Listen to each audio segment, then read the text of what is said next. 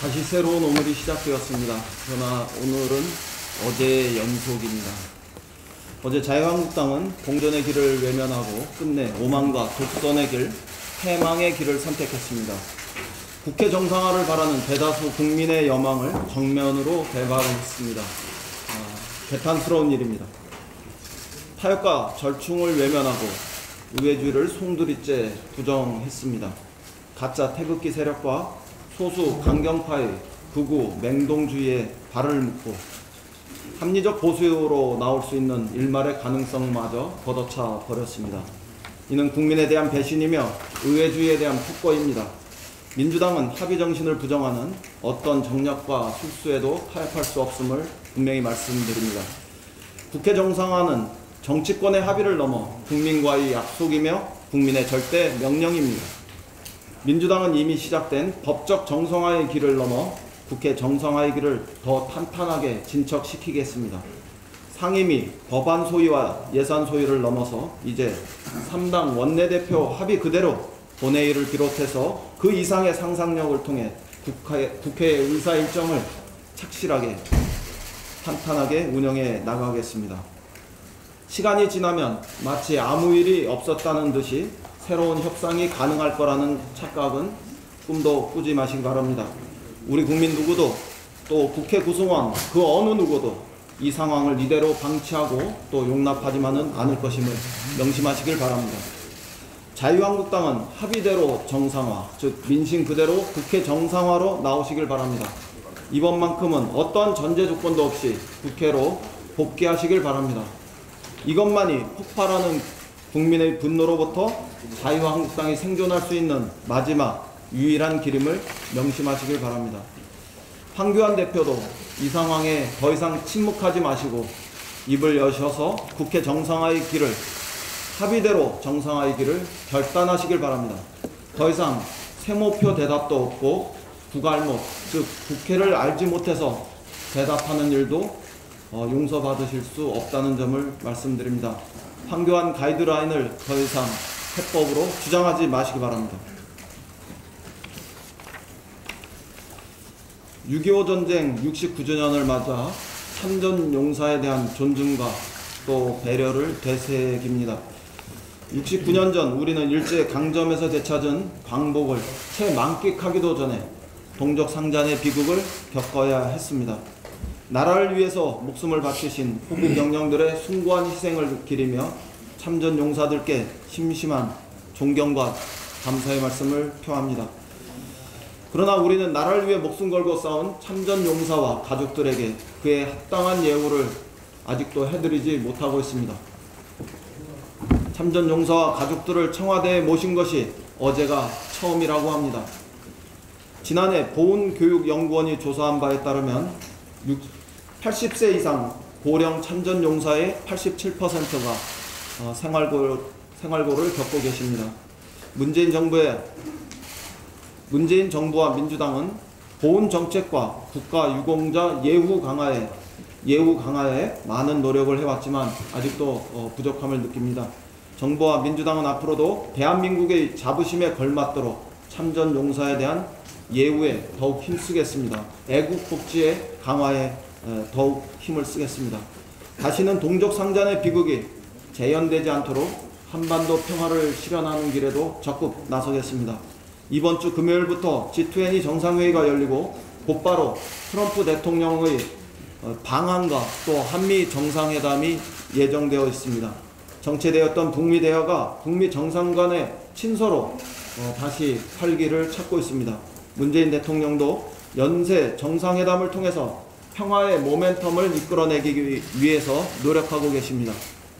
이 모든 행보가 한반도의 평화와 번영을 위한 여정으로 또 한반도 평화와 번영을 앞당기는 그 길이 되길 바랍니다.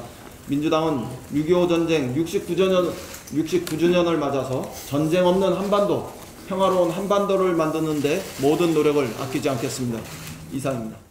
자유한국당이 국회 정상화에 대한 국민의 염원을 또다시 걷어찼습니다.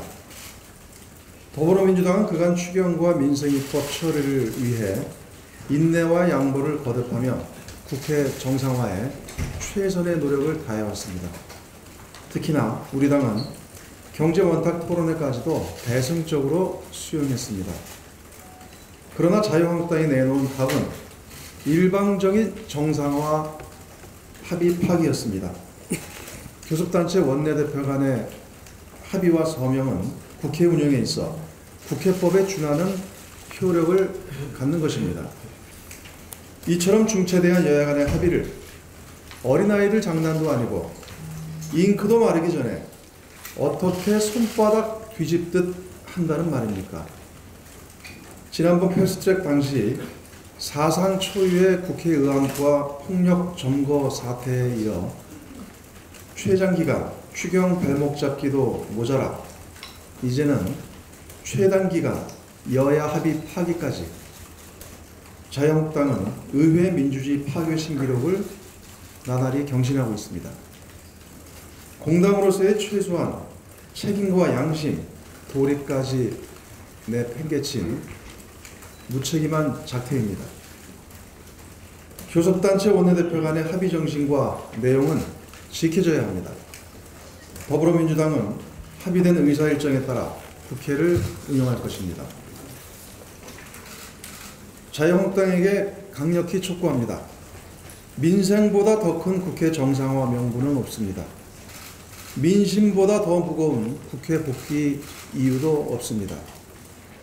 입만 열면 민생과 경제 타령을 하면서 정작 추경과 민생 입법은 외면하고 정쟁용 상임위만 참가하겠다는 위선적 정치를 즉각 중단하시기 바랍니다. 국회로 즉각 복귀해서 기존 합의사항 이행에 적극 협력해야 합니다. 국민의 인내심이 이미 한계에 다다랐음을 분명히 직시해야 할 것입니다.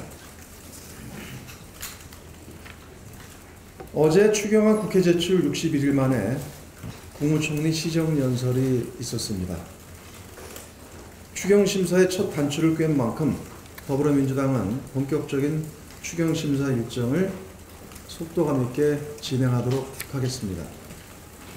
이와 관련해 자유한국당이 추경안에 대해 무책임한 거짓 주장을 하고 있는데 이에 대해 한 말씀 드리겠습니다.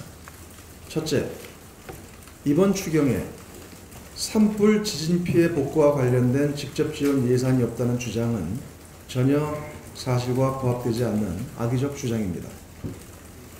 재난지역 피해 복구와 관련된 직접 지원은 기정 예산과 예비비, 국민성금 등을 통해 지원 중에 있으며 이번 추경안에는 기정 예산 등으로 지원이 어려운 재난안전 체계 보강과 지역주민 생계 안정 등을 위한 사업이 중점 반영되어 있습니다. 강원 산불에는 대응 인력 및 장비 보강, 지역주민 대상 희망근로 일자리 지원 등의 940억 원이 반영되어 있고 포항 지진에는 피해 지역 안전관리 강화, 저소득층 일자리 지원, SOC 조기 시행 등 1131억 원이 반영되어 있습니다. 자유한국당의 주장은 추경의 목적 자체를 호도하는 정략적 주장입니다. 둘째, 예비비와 2월 불용액을 사용하거나 기금 운용 계획 자체 변경을 하면 추경이 필요 없다는 주장을 하고 있습니다. 이 역시 하나만 알고 둘은 모르는 주장입니다. 2월액은 지출 용도가 이미 정해진 재원으로 미세먼지 추경 등 추경 목적으로 미세먼지 대응 등 추경 목적으로 전환하여 활용이 불가하며 연말 불용액도 현 시점에서 추정이 곤란하여 추경 재원으로 사용이 불가합니다. 예비비의 경우도 3조 원 수준인데 미세먼지 등 총력적 재난 대응과 경기 하방 리스크 대응에 필요한 6.7조 원에 충당할 수 없을 뿐더러 또한 예비비는 태풍, 홍수 등 연중 예측치 못한 상황에 대응하기 위한 재원으로 이를 추경에 소진한다는 것은 하나만 알고 둘은 모르는 소리입니다. 한마디로 윗돌 빼서 아랫돌 괜인식으로 쓸 돈들이 아닌 것입니다. 셋째, 4.5조 원의 추경 규모로는 경기 부양 효과를 기대하기 어렵다는 주장 또한 자승자박에 지나지 않습니다. 우선 이번 추경안은 경기 대응 및 민생 지원 추경 4.5조 원 외에 미세먼지 및 국민안전 추경 2.2조 원도 시설 보강과 소상공인 경영 지원 등을 통해 경기 부양에 적극적으로 기여할 예산입니다. 더욱이 추경이 경기 부양 효과를 가지려면 조속한 처리를 통해 7월에는 곧바로 집행에 들어가야 합니다. 그럼에도 불구하고 자유한국당의 국회 보이콧으로 당초 예상보다 추경 통과가 지연됨에 따라 성장률 제고 효과 감소와 민생 경제 어려운 가중 등이 우려되는 상황입니다. 자유한국당이 진정으로 경기 부양을 걱정한다면 오히려 추경안을 조속히 처리하고 적극적인 추가 진행을 주장하기 바랍니다. 넷째, 추경이 불효불급하고 효과 없는 단기 일자리만 양산할 것이라는 주장도 민생 현실을 도외시하는 대단히 무책임한 주장입니다. 자유한국당이 불효불급하다고 주장하는 사업들은 소상공인 지원 인프라 구축, 국립대학 속면 제거 등 민생경제와 국민안전 지원의 필수적인 사업들입니다. 더욱이 자유한국당이 비판하는 일자리 사업의 경우 취약계층의 생계 안정과 산불 관련 재난 대응에 꼭 필요한 사업들입니다. 청년 추가고용 장려금은 지난 5월 달에 본 예산이 산업 현장에서 모두 소진되어 추가 지원이 시급한 상황이며 특히 위기 재난 지역의 실직자 등을 위한 희망근로나 자활지원 사업 등은 지역에서 추가 지원을 희망하고 있는 실제 요청 규모를 반영한 사업들입니다. 자유한국당은 이처럼 하루하루가 힘겨운 서민들의 삶을 못 본 채 하자는 말입니까? 그리고 마지막으로 다섯 번째, 이번 추경이 효과도 없이 나라빚만 늘리는 것이라는 주장이야말로 적반하장의 극치입니다. 지난 박근혜 정부 시절 자유한국당은 세 차례의 추경에서 40.1조 원의 추경을 편성하면서 25.4조 원의 국채를 발행했습니다. 이에 반해 문재인 정부는 지금까지 세 차례 추경에서 21.8조 원의 추경을 편성하면서 국채 발행을 총 3.6조 원으로 최소화했습니다. 더욱이 이번에 발행하는 3.6조 원의 국채도 지난해 비축된 재정 여력 범위 내에서 발행하는 것입니다. 이 때문에 GDP 대비 국가 채무 비율은 37.1%에서 37.2%로 0.1%포인트만 상승할 뿐입니다. 자유한국당은 근거 없는 나라빚 타령을 하기 이전에 스스로의 과거부터 되돌아보시기 바랍니다. 이제 더는 추경 심사를 뒤로 미룰 여유가 없습니다. 추경의 효과를 극대화하기 위해서는 추경 예산이 7월 중에는 반드시 현장에 투입되어야 합니다.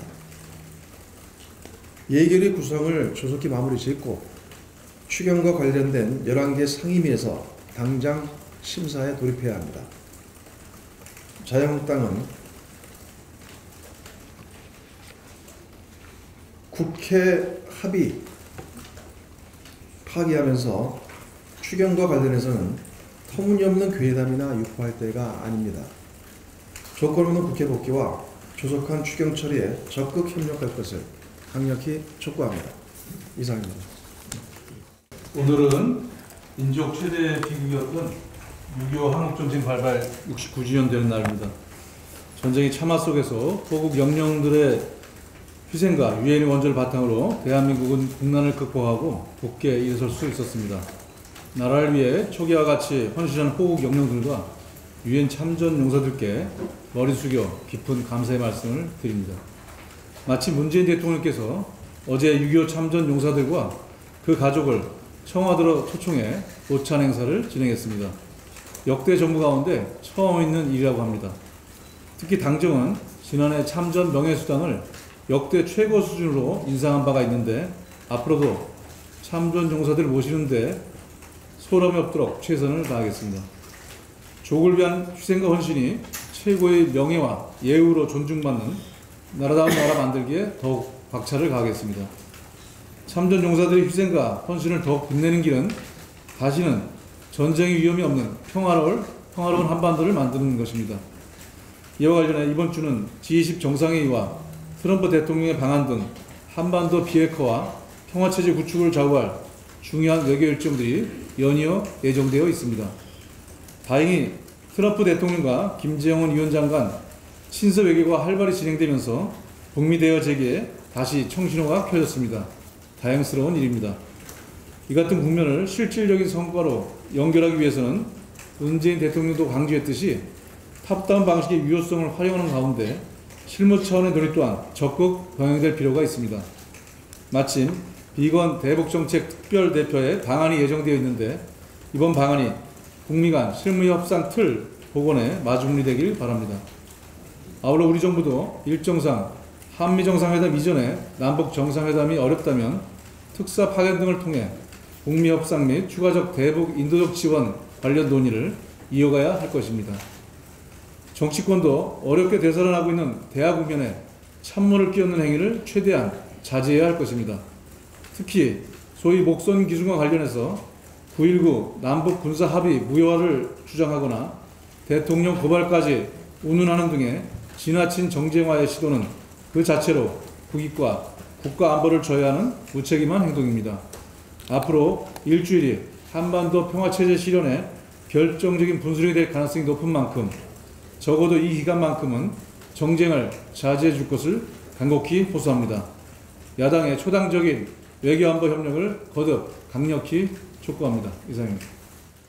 네, 69년 전 오늘 북한 동상군의 새벽 기습 남침으로 시작된 6.25 전쟁은 우리 민족과 국토에 처참한 피해를 남겼습니다. 우리 남쪽에서만 유엔군과 금경, 민간인을 포함해 170만 명이 인명피해를 입었습니다. 국토의 80%가 전장, 전투장으로 변했습니다. 그리고 우리의 모든 문화, 경제, 산업시설은 잿더미로 변했습니다. 그러한 참화 속에서도 국가와 국민, 자유와 정의, 민주를 지키기 위해서 총이 없으면 돌을 들고 현장으로 뛰어나간 학도 의원분들, 또 국민 여러분, 전몰 장병, 상위 군경 여러분의 헌신에 또 호국 영령의 희생에 고개 숙여 삼가 감사의 말씀과 함께 존경을 표합니다. 그 가족분들께도 위로의 말씀과 존경의 말씀을 인사를 드립니다. 아울러 민간인 피해자분들께서도 불의에 무고한 피해를 입으셨고 그분들의 명예회복과 보상 역시 아직 난망한 상황입니다. 국회가 할 일이 많습니다. 국회는 그 전쟁 중에도 열렸습니다. 1950년 6월 19일 첫 개원을 시작으로 임기를 시작한 제2대 국회는 전쟁 중에도 대구문화극장, 부산문화극장, 그리고 경남도청 등 임시 의사당을 마련해 가면서까지 계속 국회를 열었습니다.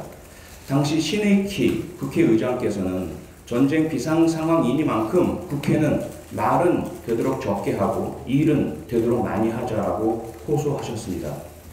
그것이 국회입니다. 전쟁 중에도 열려야 하고 목숨이 위태로운 상황에서도 출석을 해야 합니다. 당시 국회의원 중에는 목숨을 잃거나 납치되거나 실종되거나 부상을 입으신 분들도 계셨습니다. 그런데 지금 상황은 어떻습니까? 대한민국의 제20대 국회 자유한국당의 일방적인 보이콧으로 어제까지 포함하면 18번이나 파행과 보이콧을 겪어야 했습니다. 현재 제출되어 있지만 심의되지 않은 법안만 해도 2만 건에 다다릅니다. 법안 심의율 30%를 밑돕니다. 역대 최악의 국회 상황입니다. 추경 예산안은 제출된 지 60일에 다다르고 연이어 80일 넘는 국회 파행 상태가 지속되고 있습니다. 어제는 더더욱이나 국회의장 앞에서 원내 교섭단체 대표들이 모두 기명, 서명, 날인한 합의문을 언론 앞에서, 국민 앞에서 발표했다가 채 2시간도 지나지 않아서 번복되는 참으로 부끄럽고 참담한 일이 벌어진 대한민국 국회였습니다.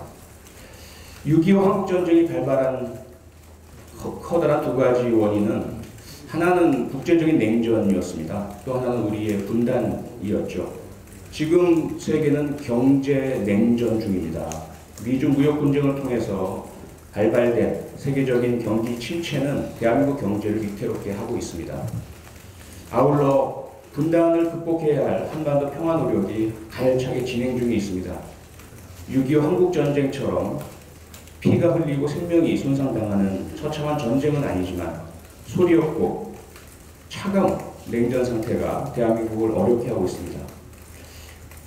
그 전쟁 중에도 열렸던 국회, 지금 열려야 하지 않겠습니까? 자유한국당의 일방적인 정쟁, 그동안 회의가 열려도 위원장, 간사 등의 인선을 미루고 특위위원들의 인선을 미루면서 지연시켜왔던 침대 정치, 국회를 여는 조건으로 무리한 대가를 요구해왔던 인질 정치에 이어서 이제 꼭 필요한 곳만, 원하는 곳만 참여하겠다는 편식 정치까지 펼치고 있는 상황입니다. 이래서는 안 됩니다. 6.25 전쟁 당시 신익희 국회의장과 제2대 국회가 목숨의 위험을 무릅쓰면서까지 임시의사당을 돌아다니면서 국회를 열고 일을 했던 이유는 전쟁터에서 목숨을 던지고 피를 흘리는 청년들에게 부끄럽지 않기 위해서였습니다. 지금 대한민국의 청년들은 취직도 어렵고 교육비도 많이 들고 교통비도 부담스러우며 주거에도 어려움을 겪고 있습니다. 그럼에도 불구하고 최선을 다해 열심히 자신의 전문성을 살리고 노력을 기울이고 있으며 그 힘이 대한민국을 이끌어가고 있습니다. 자유한국당 그리고 대한민국 국회, 우리 청년들에게 부끄럽지 않기 위해서라도 국회 정상화, 지금 당장 좌고우면하지 말고 정쟁이나 어떤 논리에 기대지 말고 바로 다시 정상화에 복귀해야 합니다. 국회는 다시 열려야 합니다. 네, 이상입니다. 예결위 여당 간사 내정자로서 말씀드리겠습니다. 정책위 의장님이 추경 예산안에 대해서 애절한 말씀을 주셨는데 간단히 좀 보충해서 말씀드리겠습니다. 어제 정부로부터 국회에 제출된 추경안이 국무총리의 시정연설이 있었습니다. 61일 만입니다. 아마 추경이 편성된 역사상 최장기라는 신기록을 세운 것 같습니다. 이명박 정부이 2009년에는 제출된 지 이틀 만에, 그리고 2013년에는 7일 만에, 그리고 2015년에는 3일 만에, 2016년에는 하루 만에, 그리고 2017년에는 5일 만에, 2018년인 작년에는 39일 만에, 금년에는 61일 만에 시정연설이 있었습니다. 참 답답합니다. 근데 더 큰 문제가 발생을 했죠. 어제 합의서가 잉크가 마르기도 전에 자유한국당이 이 합의서를 깨버렸습니다. 그런데 20대 국회 4년차 예결위가 구성이 되어 있지 않죠. 지난 5월 29일 이후에 오늘까지 27일째 20대 국회 4년차 예결위가 구성되어 있지 않은 상태가 지속되고 있습니다.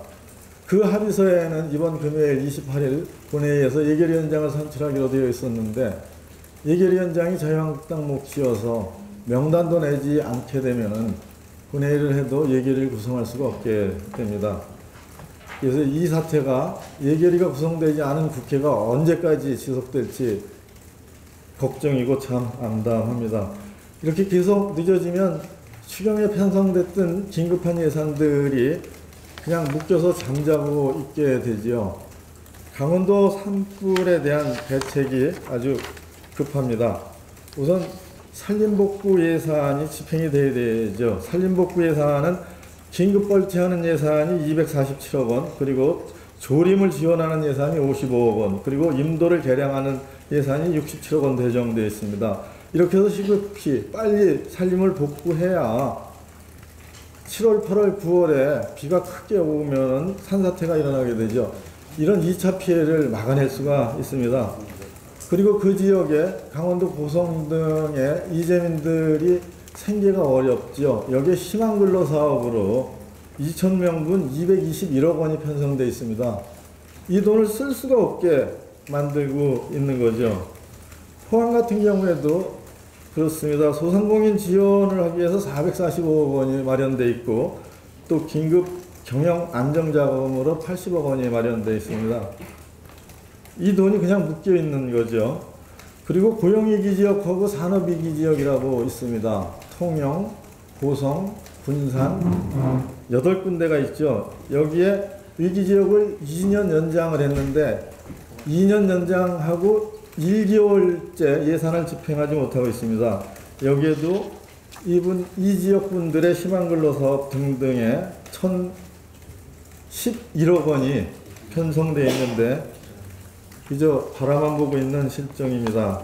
그리고 이 미세먼지 관련해서는 이제 노후경유차를 조기 폐차를 하는 등의 예산이 편성되어 있는데 이 예산은 중앙정부가 직접 실천하는 예산이 아닙니다. 지자체로 가서 지자체의 보조사업으로 현장에서 이 일들이 실천이 되고 실행이 돼야 되는데 중앙정부가 추경 예산을 편성만 해놓고 결정 의결을 안 해주고 지방으로 보낼 수가 없기 때문에 지방에서 그 예산을 합쳐서 지방비까지 합쳐서 지방에서도 추경을 편성해서 이 예산을 집행해야 되는데 전혀 움직이질 못하고 있는 거죠. 자유한국당은 미세먼지 감축에 전혀 관심이 없는 정당 아니면 차라리 미세먼지를 배출하는 정당이라는 누명을 벗을 길이 없습니다. 자, 저희 동네에도 빚내서 추경한다라는 현수막이 붙어 있습니다. 근데 빚내서 추경을 한다고 비난할 자격이 있는지를 좀 따져봐야 하죠. 2009년 추경에서 이명박 정부는 15조 원의 적자 국채를 발행해서 추경을 편성했습니다. 박근혜 정부 때인 2013년에는 15.9조 원의 적자 국채를 발행해서 추경을 편성했고 2015년에는 9.3조 원의 적자 국채를 발행해서 추경을 편성했습니다. 이번 우리 정부가 편성한 3.6조 원의 국채 발행 추경은 이전 정부의 추경에 비하면 정확하게 5분의 1 수준입니다. 스스로 자유한국당은 그 전에 추경을 자기들이 어떻게 편성했었는지를 되돌아보고 사리에 맞지 않는 억지 주장을 이제 그만두시고 국회로 돌아와서 추경 심의에 나서 주실 것을 간곡히 호소드립니다. 이상입니다. 어제 청와대 앞 등에서 민주노총은 집회를 열고 문재인 정부를 끌어내리겠다라고 선언했습니다. 총파업을 포함해 전면적인 투쟁에 돌입하겠다고도 했습니다. 문재인 정부는 9호로만 존재했던 노동 존중을 폐기했다라고도 얘기했습니다. 각종 결의대회를 거쳐 7월 18일 총파업하겠다고 계획도 밝혔습니다. 이유는 김명한 민주노총 위원장 구속에 대한 항의 성격입니다. 김 위원장이 구속된 것은 안타까운 일입니다. 그러나 누구나 알다시피 그것은 사법부의 엄정한 법 집행의 결과입니다. 민주노총은 고작 국회 담장을 부쉈을 뿐이라고 항변하면서 정부위원회도 대부분 불참하겠다고 얘기했습니다. 찬찬히 생각해 보겠습니다. 지금은 모든 언로와 집회가 막혀있던 1980년대 군부 독재 시절이 아닙니다. 합법적으로 민주노총의 의견을 얘기할 공간이 얼마든지 열려 있습니다. 민주노총에 대해 문재인 정부는 노동의 주체로 경제의 주체로 당당하게 인정하고 있습니다. 많은 정부위원회의 참여의 문도 활짝 열려 있습니다. 오히려 들어오지 않고 있는 것은 민주노총입니다. 국회 담장을 부수지 않고도 합법적인 집회 또한 얼마든지 가능합니다. 이것이 진실이고 팩트입니다. 문재인 정부의 노동 존중은 불법에 눈 감고자 함이 아닙니다. 우리 사회의 가장 큰 문제인 양극화 문제. 대기업 정규직에 비해 40여 %뿐이 소득이 안 되는 중소기업 비정규직 노동자의 문제. 열악한 노동 현장에서 고통받고 있는 중소기업 노동자들의 문제를 해결해 나가겠다라고 하는 것입니다. 국민들은 민주노총의 불법적 행동에 대해 걱정하고 있습니다. 민주노총도 귀를 활짝 열고 상식의 눈으로 노동운동에 임해 주실 것을 요청드리겠습니다. 법 앞에 만인은 평등해야 합니다.